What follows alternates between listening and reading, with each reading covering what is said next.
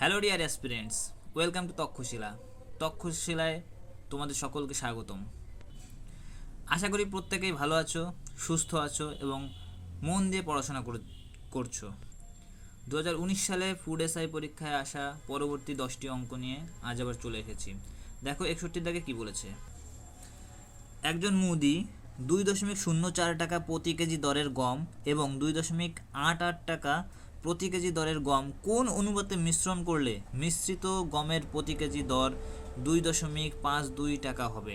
তাহলে দেখো, প্রথম প্রকারের হচ্ছে 2.04, এটা লিখে নিলাম। তারপরের প্রকার হচ্ছে একটু ফাঁকা দিয়ে 2.88, মাঝখানে কত বিক্রি করতে হবে? 2.52। এইটাকে বিয়োগ করে এই দিক লিখবো, এইটার থেকে বিয়োগ করে এই দিকে লিখবো, যেটা আসবে সেটাই অনুপাত করে দেবো। তাহলে এইটা বিয়োগ করলে কত হবে? 0.4, তাই তো, তার মানে 0.48। আর এটা বিয়োগ করলে কত হবে? 0.36। তাহলে অনুপাত করলে কত হবে? দেখো, চোখ বুঝে দশমিক দশমিক উঠিয়ে দেওয়া যায়। তাহলে 36 আর 48 থাকছে, 12 দিয়ে কাটলে 3:4, অর্থাৎ option D is the correct answer. দেখো, ভালো লাগলে শেয়ার করো, সাবস্ক্রাইব করো, লাইক করো। অবশ্য ভালো লাগলে কি, ভালো লাগবেই, কারণ লাইক সাবস্ক্রাইব করলে আমার আরও ইচ্ছা হবে যে আমি নতুন নতুন পদ্ধতি, অঙ্কের পদ্ধতি তোমাদের কাছে নিয়ে আসি। তাই বেশি বেশি করে লাইক করো, শেয়ার করো, সাবস্ক্রাইব করো। চলো দেরি না করে পরের অঙ্কে এগিয়ে যাই। 62 থেকে কী বলছে।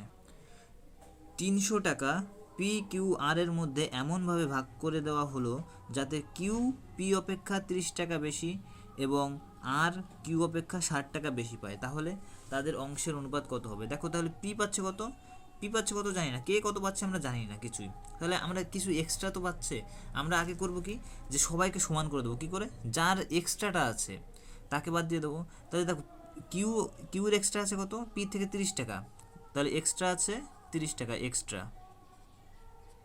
আছে 30 টাকা, প্লাস আর কত আছে? আরও দেখো, এর থেকেও 60 টাকা বেশি, তাহলে 30 আর 60 90 টাকা টোটাল এক্সট্রা টাকা। তাহলে এই টোটাল কত? 120 টাকা। 120 টাকা যদি বাদ দিয়ে দিই 300 টাকার থেকে, তাহলে হবে 180 টাকা। এইটা হচ্ছে তিনজনের মধ্যে ভাগ করে দিলে সমান হবে, তাহলে 3 দিয়ে ভাগ করলে হবে 60। তাহলে সব থেকে যে কম সে হচ্ছে পি পাবে 60 টাকা। তাহলে কিউ পাবে কত? কিউ পাবে 60 আর 30 90 টাকা,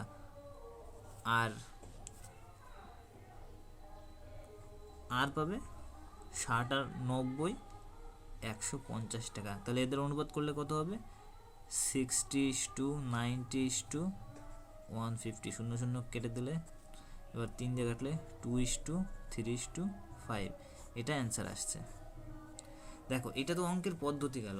তাহলে আমরা পরীক্ষায় অ্যাপ্লাই করব কী করে? দেখো, এইখান থেকে আমরা একটা জিনিস বুঝতে পারছিলাম, পি অপেক্ষা 30 টাকা বেশি পায়, তাহলে পি এখানে কম পাচ্ছে।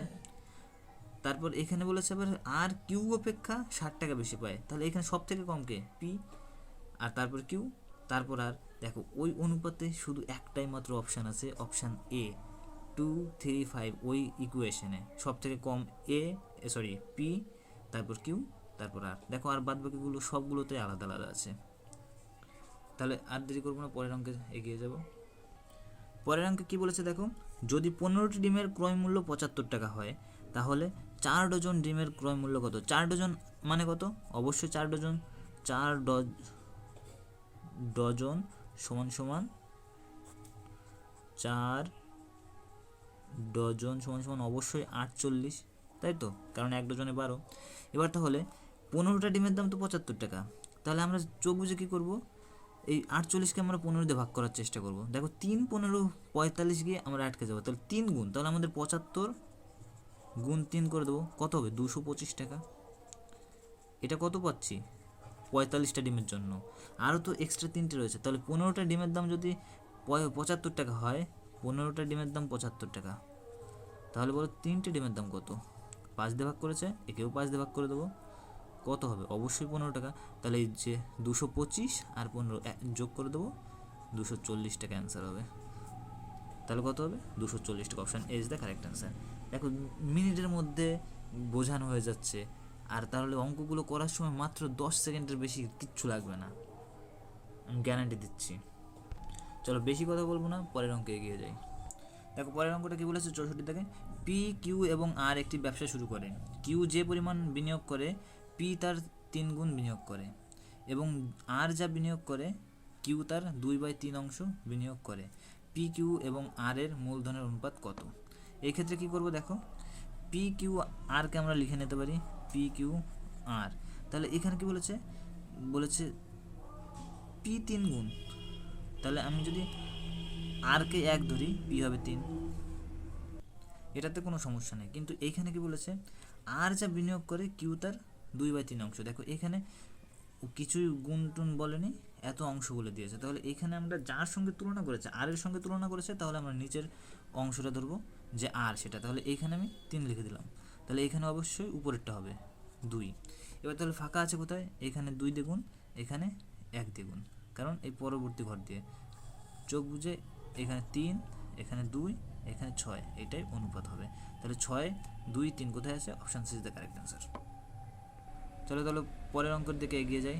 কি আছে, কি বলেছে, জগৎরাম একজন দুধ বিক্রেতার কিছু পরিমাণ দুধ আছে বিক্রয়ের জন্য। কোন অনুপাতে জল মেশালে সে মিশ্রণটি ক্রয় মূল্যে বিক্রয় করলে 5% লাভ হবে? তাহলে কি মূল্যে সেটা, দেখো ক্রয় মূল্য মানে হচ্ছে 100, চেয়েছে কি ক্রয় মূল্য আর বিক্রয় মূল্যের অনুপাত চেয়েছে। তাহলে ক্রয় মূল্য তো আমাদের 100, এবার লাভ হবে, ক্রয় মূল্যে বিক্রি করছে, লাভ হবে 5%, তাহলে অবশ্যই চোখ বুঝে 5 অনুপাত করে দেবো। তাহলে এটা কি ক্রয় মূল্য আর বিক্রয় মূল্যের অনুপাত হবে, 5 দিয়ে কাটাকাটি গেলে 20:1, কিন্তু এটা অপশানে নেই, অপশানে এটা দেবে না, দুটোর একটাই দেবে, কারণ আমরা উল্টো নিয়েছি। এবার এটাকে উল্টে দিলে তাহলে option C is the correct answer হয়ে যাবে।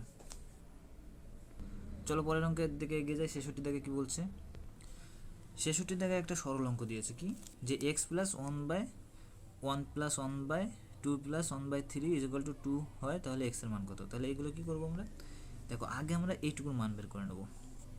এইটুকুর মান তাহলে কী হবে, দেখো আমরা মুখে মুখে করার চেষ্টা করবো। এখানে 2 প্লাস 1/3 আছে, তাহলে 3 দুগুণে 6, 6 রাখে 7, 7/3 হবে এখানে, তাহলে এখানে 7/3 হবে। এবার এইটাকে আমরা মনে রাখার চেষ্টা করবো। এবার এইটুকুনার মান বেরিয়েছে 7/3, তাহলে এটা তো এটার মাথার উপরে আরও একটা 1 আছে, তার সঙ্গে গিয়ে যোগ আছে, তাহলে এইটা তো আমরা লিখতে পারি না, এটাকে আমরা উল্টে দেবো। তাহলে কী হবে, 1 প্লাস মোটামুটি 3/7 হবে। এটা আমাদের মনে রাখতে হবে, এগুলো আমরা খাতায় করবো না, এগুলো আমরা মনে রাখবো, তাহলে মনে রাখলে হয়ে যাবে। তাহলে 1 প্লাস 3/7 হবে। এবার এইখান থেকে আবার সেই একই রকমভাবে 7 7 আর 3 10, তাহলে 10/7 হবে, 10/7 হবে এইখানে গিয়ে, তাহলে 1/10/7 হবে। এবার এটা তো আমরা লিখতে পারি না, আমাদের এক্স প্লাস এটা আসছে, এটা লিখতে পারি না, তাহলে আমরা কী করতে পারি, এক্স প্লাস 7/10 করতে পারি। এবার এইটাকে আমরা যদি ওই দিকে নিয়ে যাই, তাহলে কী আসবে, 2 - 7/10 বিয়োগ করলে কত হবে, অবশ্যই 13/10 হবে। তাহলে অপশান হবে B is the correct answer. চলো পরের অঙ্কের দিকে এগিয়ে যাই। 67 থেকে কী আছে, আজ সোমবার হলে ঠিক 64 দিন পরে কী বার হবে? দেখো 64 থেকে কী মনে পড়ছে বলো তো, জিকে কিন্তু বন্ধু আমাদের সব সময় আপডেট থাকতে হবে। জিকে এমনভাবে পড়তে হবে যে জিকে রিলেটেড কোনো সংখ্যা, কোনো নাম্বার, কোনো কিছু শব্দ দেখলেই যেন জিকে মনে পড়ে যায়, এরকমভাবে আপডেট থাকতে হবে, না হলে কিন্তু পরীক্ষায় জিকে পোর্শন কিন্তু কমজোরি হয়ে যাবে। তাই এই 64 দেখে একটা জিনিস মনে পড়ছে যে 64 দিনে একজন অনশন করেছিল এবং মারা গেছিলো অনশন করে, সেই বিপ্লবীর নাম কি, অবশ্যই যতীন দাস। এগুলো মনে রাখতে হবে যাতে পরীক্ষায় যদি কোনো দিন চলে আসে, সেই সমস্ত রিলেটেড যা কিছু জিকে পড়বে, সেই সমস্ত রিলেটেড কিছু থাকলে মাথায় রাখতে হবে, তাহলে দেখবে সহজে জিকে মনে পড়ে যাবে, ভুলবে না। আর চাকরি পেতে হলে অবশ্যই জিকে, ম্যাথ এবং ইংলিশ এই 3টে পোর্শনের খুবই দরকার, কারণ রিজনিং পোর্শনটা প্রত্যেকেই পারে, রিজনিংয়ে কোনো পার্টিসিপেন্টের প্রতিযোগিতা নেই, প্রতিযোগিতা আছে এই 3টে পোর্শনে। আর একটা গুরুত্বপূর্ণ কথা, এই প্রশ্নগুলোর ক্ষেত্রে কিন্তু অনেকেই কিন্তু গুলিয়ে ফেলে যে কোনটা অ্যান্সার হবে, একদিন আগে পরে করে দেয়। কেন আমি বলছি, আজ সোমবার, 64 দিন পরে কি হবে, কী কারণে গুলিয়ে ফেলে দেখো, আজ সোমবার, একদিন পরে আমি যদি বলি ঠিক একদিন পরে কী বার হবে, অবশ্যই একদিন পরে তো সোমবারের পরে মঙ্গলবারই হবে, কিন্তু অনেকে বলবে মাঝখানে একদিন তার পরের দিন গিয়ে বুধবার, এই জিনিসটা কিন্তু অনেকেই গুলিয়ে ফেলে আর ওইটা কিন্তু ভুল হবে। তাহলে একদিন পরে যদি বলি তাহলে সেটা মঙ্গলবার হবে, ঠিক 64 দিন পর তাহলে কী বার হবে, চোখ বুঝে 64কে আমরা 7 দিয়ে ভাগ করে দেবো, 7 9 63, একদিন এক্সট্রা থাকছে, তাহলে ঠিক এর পরের দিন কোথায় যাব, মঙ্গলবার।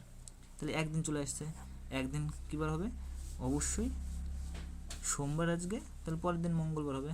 Option D is the correct answer. চলো পরের অঙ্কে এগিয়ে যাই, 68 থেকে কী বলছে, সোমবার থেকে বুধবারের গড় উষ্ণতা 37°C এবং মঙ্গলবার থেকে বৃহস্পতিবারের গড় উষ্ণতা 34°C। যদি বৃহস্পতিবারের উষ্ণতা সোমবার এর উষ্ণতার 4/5 অংশ হয় তাহলে বৃহস্পতিবারের উষ্ণতা কত? এই 4/5 অংশ মানে কি, একটার সঙ্গে একটা তুলনা করেছে, তার মানে এইটাই কিন্তু ওই দুটো দিনের অনুপাত, অর্থাৎ তাহলে এইখানে 37, আমি যদি সোম লিখে নিই, সোম, মঙ্গল আর হচ্ছে বুধ, আর এইখানে বলেছে মঙ্গল, বুধ আর বৃহস্পতি, এই তো। তাহলে দেখো এইখানে কিন্তু এই যে দুটো দিন, এই দুটো দিন কিন্তু কমন আছে, তাহলে এইখানেও 37 হওয়া উচিত, এইখানেও 37 হওয়া উচিত, এইখানেও 37 হওয়া উচিত, আর এখানে 34, এইখানে 34, এখানেও 34, তাহলে 34 হওয়া উচিত, 37 হওয়া উচিত, কিন্তু এই দুটো তো কমন, এই দুটো তো সেম, এইখানেও যা দেবে এইখানেও যা তাই দেবে, তাহলে এইখানে এই দুটো গড়ের মধ্যে পার্থক্য হচ্ছে কেন? পার্থক্য হচ্ছে কারণ সোমবার আর বৃহস্পতিবার আলাদা, তাই এদের মধ্যে পার্থক্য কত হবে, সোমবার আর বৃহস্পতিবারের পার্থক্য কত হবে, 4টে দিন আছে, একটা দিন কম নেব, তাহলে এদের গড়ের যে পার্থক্য 3 গুণ দিন আছে 4টে, একটা কম নেব 3 সমান, তাহলে এদের পার্থক্য হবে কত, 9°C এই সোমবার আর বৃহস্পতিবারের মধ্যে। তাহলে এইখান থেকে যে অনুপাত আছে 4/5, তাহলে 1-এর পরিমাণ যদি 9 হয় তাহলে 4-এর পরিমাণ কত হবে, গুণ করে দেবো 4 দিয়ে, সমান 36°C হবে। অপশান হবে C is the correct answer. চলো পরের অঙ্কে এগিয়ে যাচ্ছে। 69 দাগে কী আছে, 69 দাগে একটা সরল অঙ্ক দিয়েছে, কি 2/3, সবগুলো এর দেওয়া আছে দেখো, তাহলে এর মানে গুণ, ডিরেক্ট আমি গুণ করে দেবো, তাহলে এইখানে একটা মিশ্র ভগ্নাংশ আছে, তো সেটাকে আমি বানিয়ে নেবো 5 5 আর 2 7, 7/5, এর আবার আছে গুণ, তাহলে 75% মানে আমরা জানি 3/4, আবার এর আছে গুণ 540, তাহলে এই 3 দিয়ে আমি এই 3কে কাটতে পারি, এই 5 দিয়ে আমি এটাকে অবশ্যই কাটতে পারি, 108 হবে, এই 2 দিয়ে আমি যদি কাটি এইটাকে হবে 2, এটা দিয়ে কাটলে হবে 54, তাহলে 5 7 35, 350, আর হচ্ছে 4 5 20, 370, সরি একটুখানি ভুল করেছি, গুণ 5 7 35 মানে 350, আর 4 7 28, 378, 378, option A is the correct answer হবে। একটুখানি ভুল বলে ফেলেছিলাম, গুণে 378 ইজ দ্য কারেক্ট অ্যান্সার হবে। চলো পরের অঙ্কে এগিয়ে যাই। 70 দাগে কী বলছে, আজকের শেষ অঙ্ক। এখানে কি দিয়েছে, 4টে ভগ্নাংশ দিয়ে দিয়েছে এবং বলেছে কোনটি সবচেয়ে বড়। তাহলে এখানে কি করব দেখো, 4টে ভগ্নাংশ হচ্ছে 7/9, 11/14, 3/4, 10/13। কীভাবে করব দেখো, 7/9 এর সঙ্গে আমরা গুণ করে দেবো, 7/9 আছে তো, এটা তো আমি খাতায় করছি কিন্তু মুখে মুখে করার চেষ্টা করবে সবাই, ভালো হবে। পরেরটার গুণ করব, কোনাকুনি মানে গুণ ঠিকই না, অ্যাকচুয়ালি এখানে গুণ না, 11/14, এই কোনাকুনি গুণ করে প্রথমে বসাবো কত, 7 14 98, আর 9 11 99। তাহলে বলো বড় কোনটা হচ্ছে, এই 11টা বড় হচ্ছে, তাহলে এইটা বড় হবে এই দুটোর মধ্যে। এরপর এর সঙ্গে তুলনা করব, তাহলে 11 এর পাশেই লিখে দিই 11 আর 3/4, তাহলে এই কোনাকুনি গুণ করলে কত হবে, 4 11 44, আর 3 14 42, তাহলে এইটা ছোটো হয়ে গেল, 42 হয়েছে এটা, আর 44 হয়েছে এটা, তাহলে এখানে 44-এরটা বড় হলো, অর্থাৎ 11/14 বড় হলো, তাহলে এর সঙ্গে আমাদের বড়টা নিতে হবে, তাহলে বাকি থাকলো কি 10/13, এর সঙ্গে 10/13 যদি আমি কোনাকুনি গুণ করি তাহলে কত হবে, এইটা হবে 143, 11 গুণ আর এটা 140, তাহলে বড় হচ্ছে কোনটা, এইটা বড় হয়েছে, তাহলে অপশান 11/14টা বড় হচ্ছে, তাহলে option B is the correct answer হবে, একদমই সহজ পদ্ধতিতে। এটা যদি মুখে মুখে করো আর কয়েকবার চেষ্টা করো তাহলে একদমই পাতি হয়ে যাবে, দেখার সঙ্গে সঙ্গে অ্যান্সার করে দিতে পারবে। চলো, যদি ভালো লাগে তাহলে সাবস্ক্রাইব করো, লাইক করো আর শেয়ার করে পাশে থেকো।